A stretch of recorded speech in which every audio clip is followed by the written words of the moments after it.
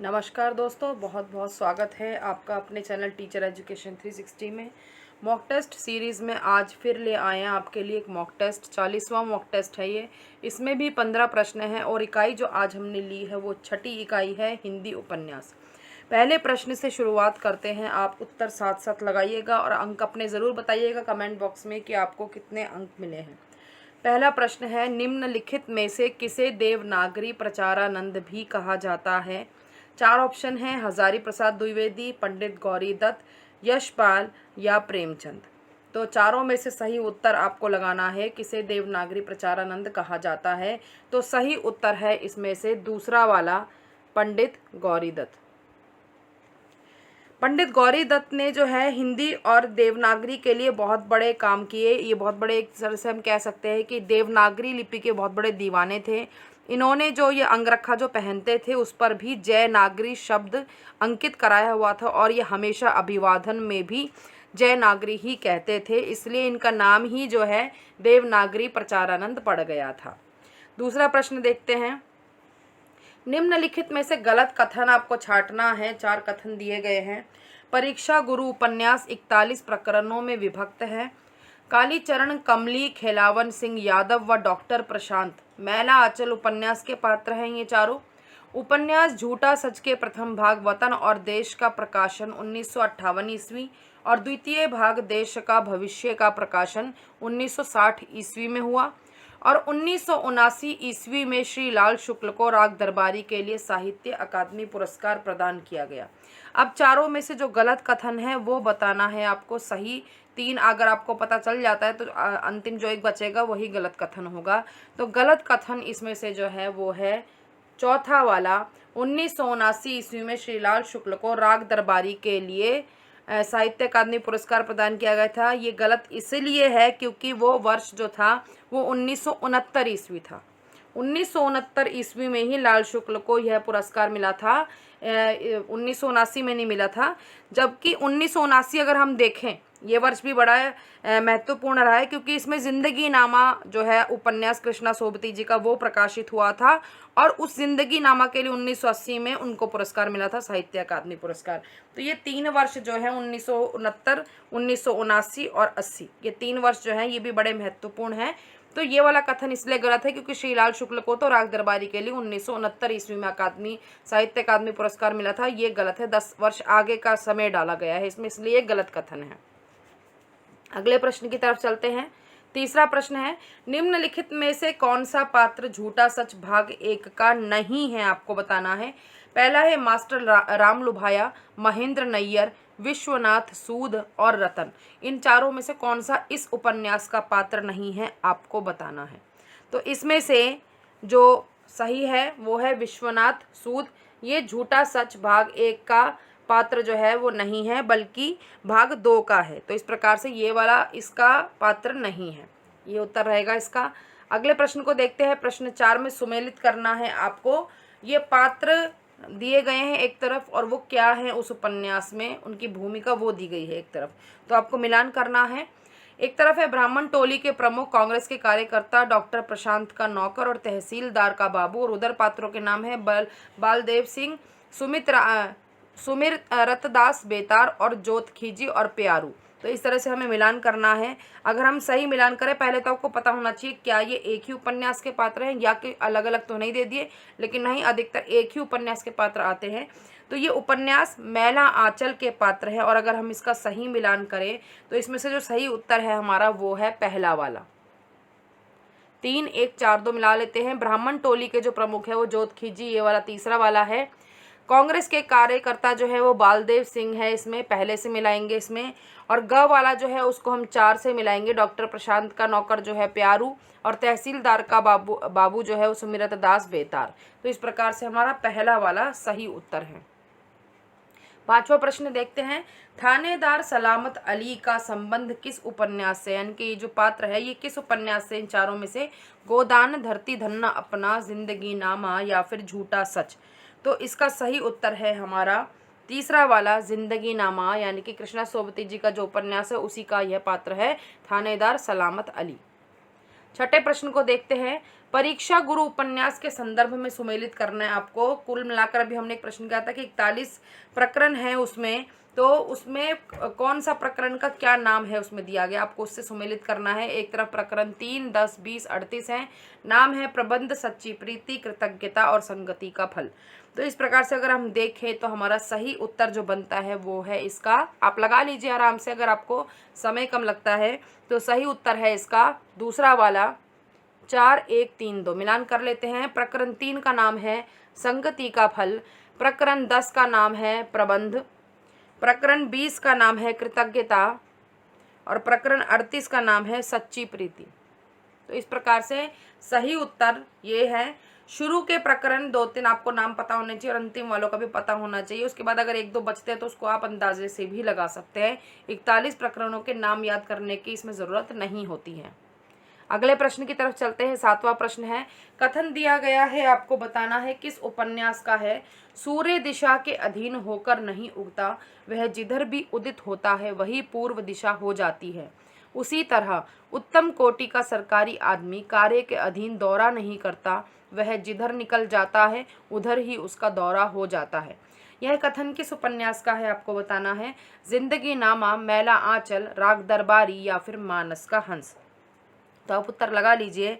तो इसमें जो हमारा सही उत्तर है, इसमें जो 4 ऑप्शन है, जिंदगी नामा, राग दरबारी, मैला आंचल, मानस का हंस, इसमें से हमें लगाना है। तो हमारा जो सही उत्तर है इसमें से वो है हमारा तीसरा वाला राग दरबारी। अगले प्रश्न की तरफ चलते हैं। 8वां प्रश्न देखते हैं। व्यवहार रूढ़ी बनकर संस्कृति कहलाता है, यह कथन किस उपन्यासकार से संबंधित है आपको बताना है। किस उपन्यास से अगर आपको पता चल जाएगा तो उपन्यासकार भी पता चल जाएगा। हजारी प्रसाद द्विवेदी, अज्ञे, यशपाल और अमृतलाल नागर। तो किस उपन्यास में से यह पंक्ति है आपको याद होना चाहिए इसमें। तो हमारा जो सही उत्तर है इसमें से वो है हमारा तीसरा वाला यशपाल। यह पंक्ति जो है वो झूठा सच भाग 1 यानी कि वतन और देश जो उसका नाम है उससे ली गई है। यह पंक्ति कथन है, उसमें एक व्यवहार रूढ़ी बनकर संस्कृति कहलाता है। अगले प्रश्न की तरफ चलते हैं। 9वां प्रश्न देखते हैं। यह पंक्तियां किस उपन्यास की भूमिका में लिखित है आपको बताना है। दया उनकी मुझ पर अधिक वित्त से, जो मेरी कहानी पढ़े चित्त से, रही भूल मुझसे जो इसमें कही, बना अपनी पुस्तक में लेबे वहीं, दया से कृपा से क्षमा रीति से, छिपावे बुरों को भले प्रीति से। तो यह पंक्तियां किस उपन्यास की भूमिका में है आपको बताना है। देवरानी जेठानी की कहानी, धरती धन्ना अपना, जिंदगी नामा या फिर शेखर एक जीवनी। तो इसमें जो सही उत्तर है वह है हमारा पहला वाला देवरानी जेठानी की कहानी। उपन्यास की जो भूमिका है उसमें यह पंक्तियां लिखित हैं। 10वां प्रश्न देखते हैं। आदमी की ऊपरी आमदनी ही असत आमदनी है, यह कथन किस उपन्यास से है आपको बताना है। जिंदगी नामा, मैला आंचल, गोदान या फिर राग दरबारी। तो इसमें सही उत्तर है हमारा दूसरा वाला मैला आंचल। इस उपन्यास का कथन है ये आदमी की ऊपरी आमदनी ही असत आमदनी है। 11वां प्रश्न देखते हैं। निम्नलिखित में से कौन शेखर एक जीवनी भाग 1 उपन्यास का पात्र नहीं है। विद्यावती, मिसरलाल, प्रतिभा या फिर कमली। तो पात्र जो नहीं है वो पहचानना आसान तब हो जाता है जब आप जो पात्र हैं वो पहचान लें। तो उसमें से जब एक एक करके वो आप पहचान लेंगे तो जो बचा वाला होगा वो उसका पात्र नहीं होता है, किसी और उपन्यास का होता है। तो इसमें जो सही उत्तर है वो है हमारा चौथा वाला कमली। या फिर दूसरा तरीका ये भी है कि कुछ आपको पात्र ऐसा नजर आ रहा है जो आपको सीधा आपको पता है कि ये तो उस उपन्यास का पात्र था, इसमें कैसे लिखा है, तो वो वाला आपका उत्तर हो जाता है। तो चौथा वाला जो कमली है ये इसका पात्र नहीं है, ये जो उपन्यास है मैला आंचल ये उसकी पात्र है कमली। अगले प्रश्न की तरफ चलते हैं। 12वां प्रश्न है। तमस उपन्यास के द्वितीय खंड में सम्मिलित प्रकरण कौन कौन से हैं, कहाँ से कहाँ तक हैं। 14 से 21 तक, 15 से 22 तक, 16 से 23 तक या फिर 17 से 24 तक। तो आपको पता होना चाहिए कि तमस जो उपन्यास है उसमें कुल मिलाकर कितने खंड हैं। अंतिम वाला आप पहचान लेंगे उससे कि उतने खंड है, तो उससे ज़्यादा नहीं होगा क्योंकि 2 ही खंड उसमें है तमस उपन्यास में।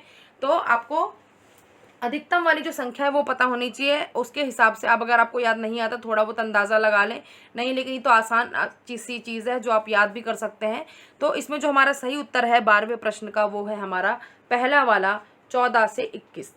जो द्वितीय खंड है उसमें 14 से 21 तक है और प्रथम खंड जो है उसमें 1 से 13 तक है। तो 1 से 13 और 14 से 21 इस प्रकार से 2 खंड बनते हैं तमस के। तमस उपन्यास में 2 खंड है, तो आप इसको याद कर लीजिए। अगला प्रश्न देखते हैं, 13वां प्रश्न है, निम्नलिखित कथन किस पात्र का है? आपको बताना है कि पीड़क होने से पीड़ित होना कहीं श्रेष्ठ है। माता दीन का पात्र है, ये कथन है, गोविंदी का है, मालती का है, मेहता का है। अब जब आप ये पात्र सारे पढ़ रहे हैं, नाम देख रहे हैं, तो आपको याद आ जाना चाहिए कि ये किस उपन्यास के पात्र हैं। तो आपको वहाँ से आप अंदाज़ा लगा सकते हैं कि ये किसका कथन रहा होगा। तो सबसे पहले हम ये जानते हैं कि ये सारे जो पात्र हैं चारों, ये गोदान उपन्यास के पात्र हैं प्रेमचंद जी का। तो चारों पात्रों में से किसने यह कथन कहा है? तो इसका सही उत्तर है हमारा दूसरा वाला, गोविंदी का कथन है। ये कौन से उपन्यास में से? गोदान उपन्यास में से। 14वां प्रश्न देखते हैं, हर्षवर्धन द्वारा रचित किस नाटिका का मंचन बाणभट्ट द्वारा किया जाता है?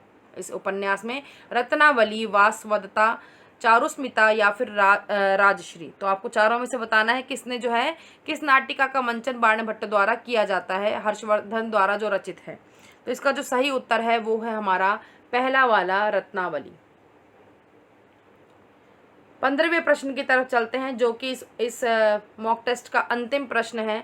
उपन्यासों के महत्वपूर्ण उद्धरणों को उपन्यासों के नामों के साथ सुमेलित करना है।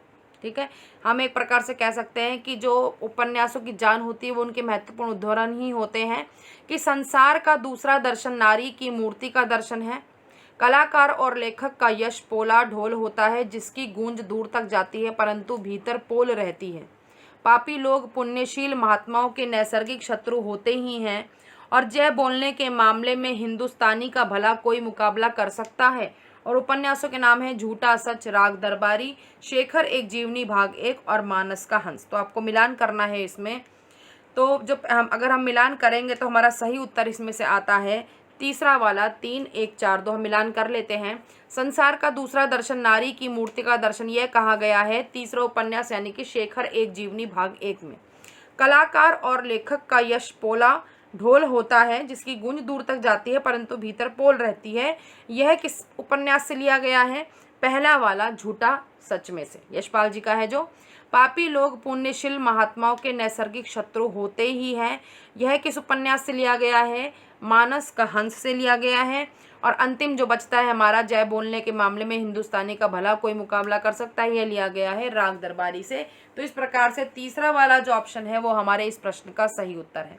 तो यहाँ हमारा जो है यहाँ हमारे 15 प्रश्न समाप्त होते हैं। आशा है आपने उत्तर लगाए होंगे। आपने समय थोड़ा ज़्यादा भी लिया हो तो कोई बात नहीं, आप समय प्रबंधन आपको सीखना है कि किस प्रकार करना है। अंत में अपने जो है अंक कमेंट सेक्शन में ज़रूर लिखिएगा ताकि मुझे भी पता चले कि आप कितने अच्छे से पढ़ रहे हैं। और अगर अभी तक आपने चैनल सब्सक्राइब नहीं किया है, जो नए व्यूअर्स हैं जिन्होंने अभी अभी हमारा चैनल देखा है, तो वो चैनल को सब्सक्राइब ज़रूर कर लें, क्योंकि हम परीक्षा आने वाली है, मॉक टेस्ट आपके लिए लेकर आ रहे हैं ताकि आपका अभ्यास रोज़ हो सके। और लाइक करना बिल्कुल ना भूलें, लाइक बटन को तो ज़रूर दबाइएगा और कमेंट भी करके हमें ज़रूर बताइएगा। तो पढ़ते रहें और प्रसन्न रहें। प्रसन्नता के साथ पढ़ाई जो होगी, पढ़ाई को ज़्यादा बढ़ा देती है, दिमाग में ज़्यादा देर तक बैठती है, आप ज़्यादा अच्छे से याद कर सकते हैं। धन्यवाद।